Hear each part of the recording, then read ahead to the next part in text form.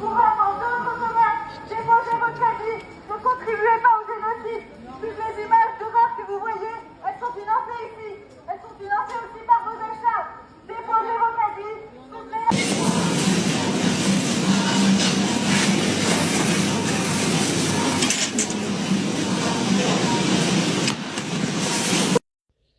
Bien, je vais revenir sur certains événements, certaines manifestations de samedi 22 mars. Vous avez vu dans un magasin Carrefour Vénitieux, c'était samedi après-midi. Je rappelle que Carrefour Vénitieux est encore le seul supermarché de la commune de Vénitieux où on peut acheter de l'alcool et du cochon. Je ferme la parenthèse. Le vivre ensemble, c'est surtout vivre à la mode musulmane. Et les autres, il faut qu'ils aillent faire des kilomètres pour aller récupérer ce qu'ils ont envie de manger.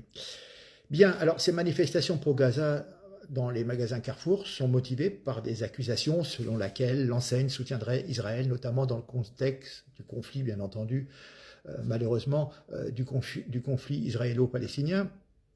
C'est une campagne de boycott très très large qui est promue par un mouvement qui s'appelle BDS, je crois, c'est boycott des investissements sanctions, qui vise à faire pression sur les entreprises perçues comme complices des politiques israéliennes dans les territoires palestiniens. Donc, et là quand même, je vous explique. Carrefour a des magasins dans le monde entier. Souvent, c'est des franchises. Il y avait des magasins Carrefour en Russie, en Chine, Taïwan, enfin partout. Et donc il y en a en Israël.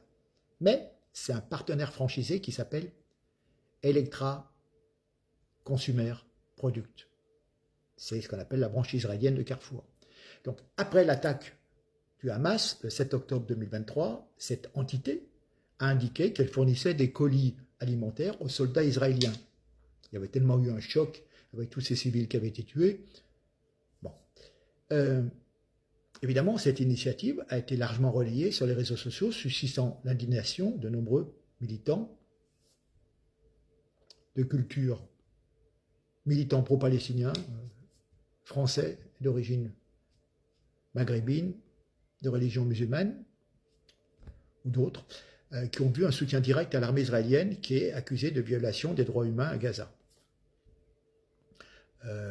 Et puis, on montre aussi en même temps une violation,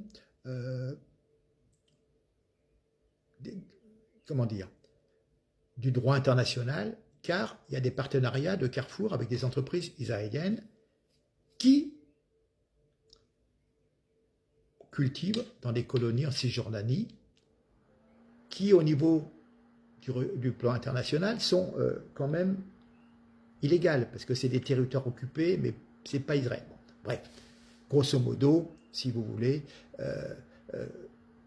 Israël, quand ils achètent des oranges, Carrefour, quand ils achètent des oranges ou d'autres produits, des avocats, etc., ne me dites pas que pour faire plaisir à Israël, ils vont payer le kilo d'orange 50 centimes plus cher plutôt qu'au Maroc ou en Espagne.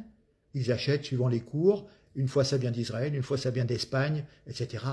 Allez dire que Carrefour est vraiment complice de l'État d'Israël parce qu'ils achètent des oranges et des avocats et d'autres choses.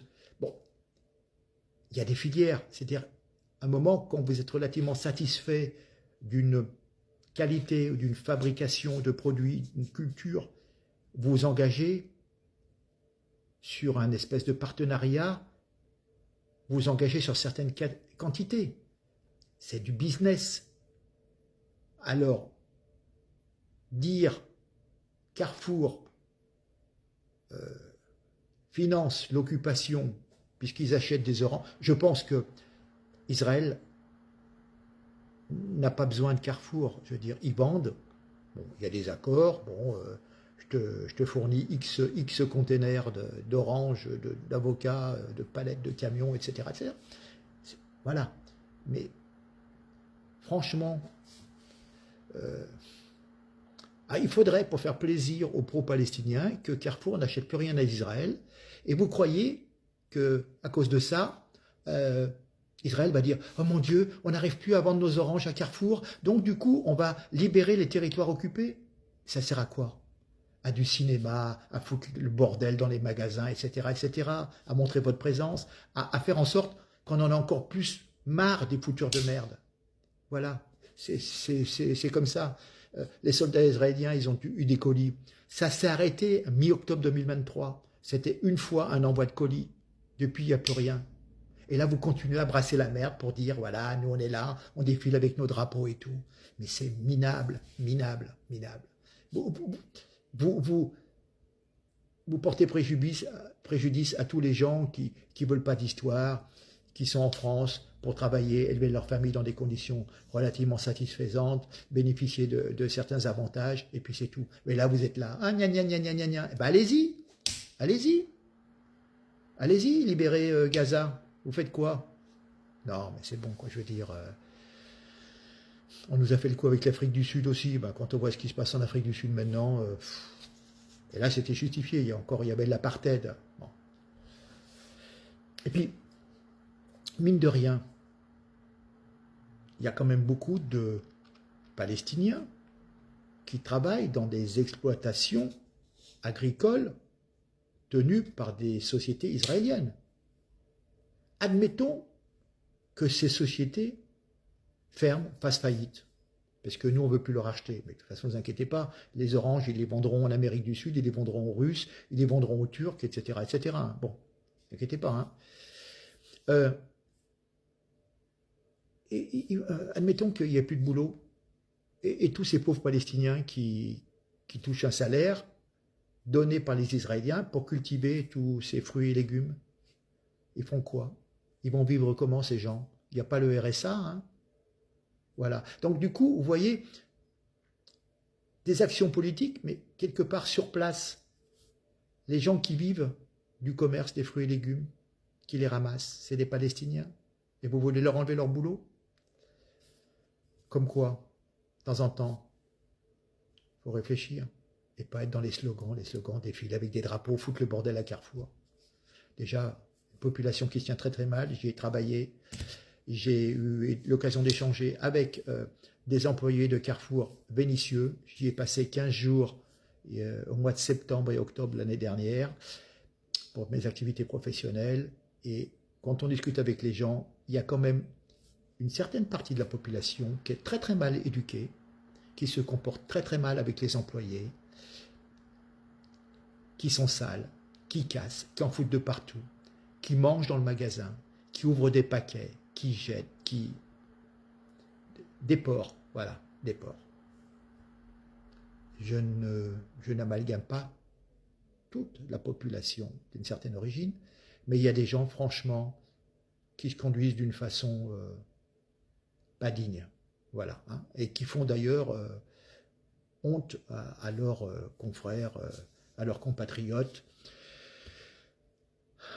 à leurs amis de la Oumma des croyants, et c'est pas bien, parce que dans les employés, il y a des gens de toutes origines, et qui doivent ramasser la merde que certains ont laissée, ou ont fait sciemment.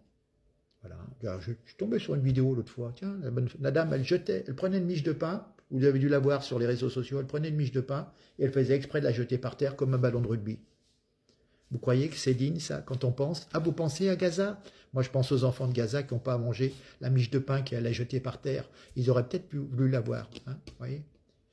Mais ça, c'est une question d'éducation aussi. Voilà. C'est pas du racisme, c'est une question d'éducation, monsieur. Éducation et culture, surtout. Ouais. Allez, au revoir. Ciao.